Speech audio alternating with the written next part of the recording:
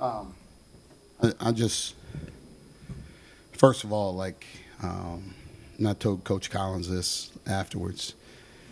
It's been fun watching those guys play this year. They are competing. They're competing every single night. Like, they're playing so hard defensively. They're playing so hard offensively. They're playing unselfish. Guys are making plays for each other, and they're believing in each other. And that's why they've had the season that they've had. And it's been an honor, to watch it. To watch it, because Chris Collins is such a great guy, man. That's all he cares about is winning. And so, hats off to them. We had to come in here and battle. And I'm just so proud of our guys. Every time we haven't, we haven't played well, or every time we've lost or something's happened, they've responded every single time. And, our leadership and our poise came through, and I'm a way better coach with a guy like Cam Winter sitting next to me. Take questions for Cam.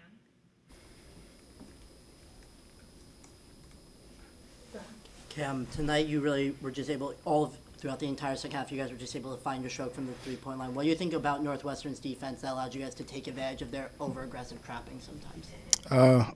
I thought Pickett did a good job of just reeling the defense in. He's such a good player that can't put one on him. You got to bring another defender, and he just was so willing to pass the ball to us and believe in us. And Funk got going from three, Seth got going from three, and so did I. So I think it started with Pick drawing two, and then we just played off of that. Cam, you guys had a bit of a tough shooting night on Sunday, at least in the second half. Was there any adjustments from the second half of Rutgers into today? Because really everybody across the board, especially from three, shot a lot better tonight, on the road in a tough environment than at home on Sunday. We just get back in the gym and keep working. It's what we've done all year. No matter how the game goes, everyone just kind of flips a page and just keeps working, gets back in the gym, puts that extra time in. And I think today it kind of just showed off that we didn't dwell too much on obviously blowing a big lead, and we came here and handled business. Thanks, Cam. We'll take questions for Coach.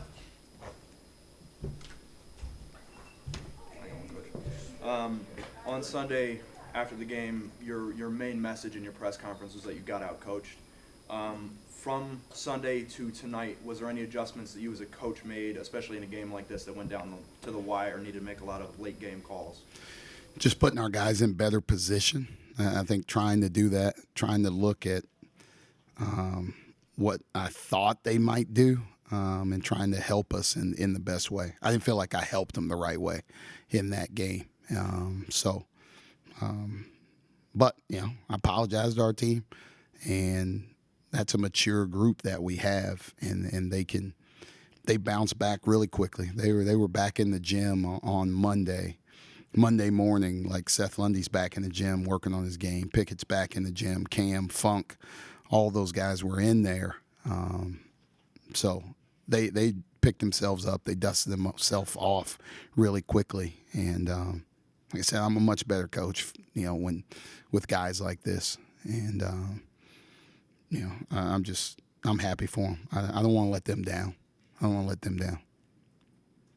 of your guys who play the most minutes are seniors on this team's roster. How does that experience in college basketball show up in crunch time in games like this? Yeah, I think, we've played some close games. I think how it helps us at the end of games is we can make adjustments on the fly, right? At the end of games, I'm always sitting on timeouts in case we need stuff late game, in case we need something, right? There's a mistake I made. I should have called one against Rutgers, right, to change our defense and do some different things, so I'm not screaming it at them. But there was another time tonight I should have called one, and we didn't get a good possession. But we can adjust on the fly. We can change some things defensively based on what the other team's doing. So they were trying to attack something that they thought was an advantage, and we just switched it. We talked about it at halftime, and then we did it a little bit more in the second half, That's what experience can do. Experience doesn't panic at the end of the game, right? A guy makes a play, we get a rebound, we kick it out, and, I can call a timeout if we're in trouble, but that's the best time to get a shot because the defense is scrambling. I trust them to make the right plays, make the right passes, and the ball ends up in the right spot. So that's where experience comes in. And, we have a lot of experience that hasn't played together.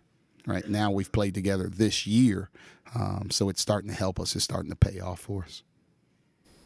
Coach, first half 9 turnovers, second half only 4. What do you think the biggest difference was in the two halves in terms of keeping the ball in your possession? It took us a while to adjust to their defense. Nobody's really hard-hedged us all season since like our second game of the year. And they're good. They're aggressive. They get in passing lanes. They deny some things. They rotate really well.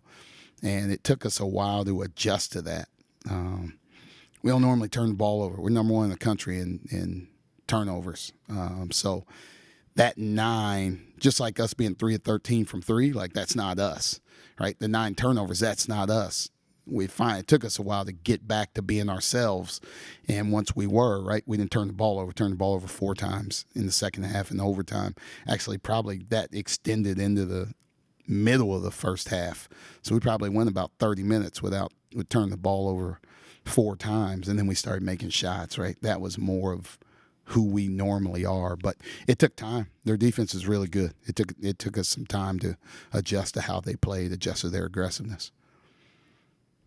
You talked about your impressiveness with Coach Barnes and his group, and of course you faced them. You saw the team last year to this year, and you see kind of the difference that they've made. Can you talk about, from your perspective, how difficult it is to turn almost like a program around and just make that flip in one season? The biggest thing I see is these guys are completely bought in, completely, right? They probably made this decision of this is how we're going to play defensively and this is what we're going to do to become a really good team.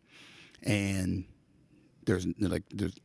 okay, this is what we're going to do, right? There's teams that could question that from their coaches. There's teams that could, roll their eyes and say, nah, let's keep doing it the other way.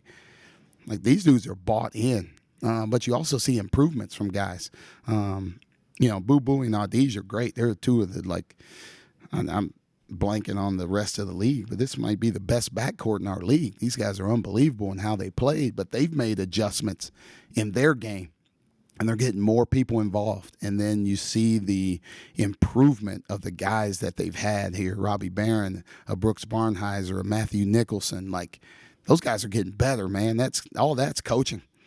All that's coaching. They're seeing themselves get better, and that gives them confidence.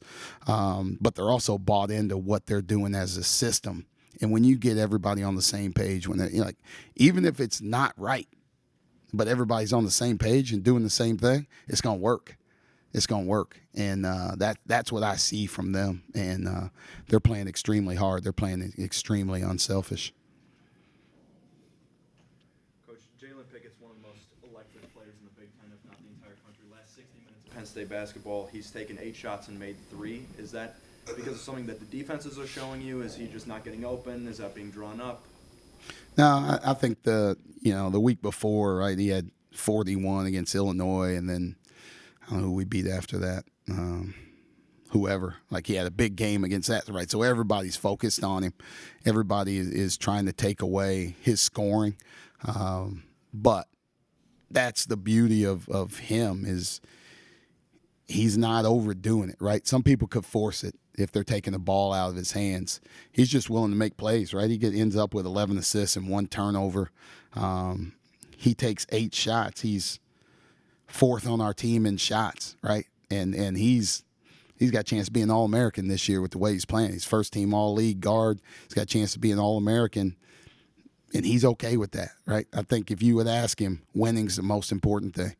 And he trusts those guys on the team that if they want to put this much attention to me, I'm going to spray it and I'm going to get you guys involved. And I trust you guys to make plays. Thank you guys.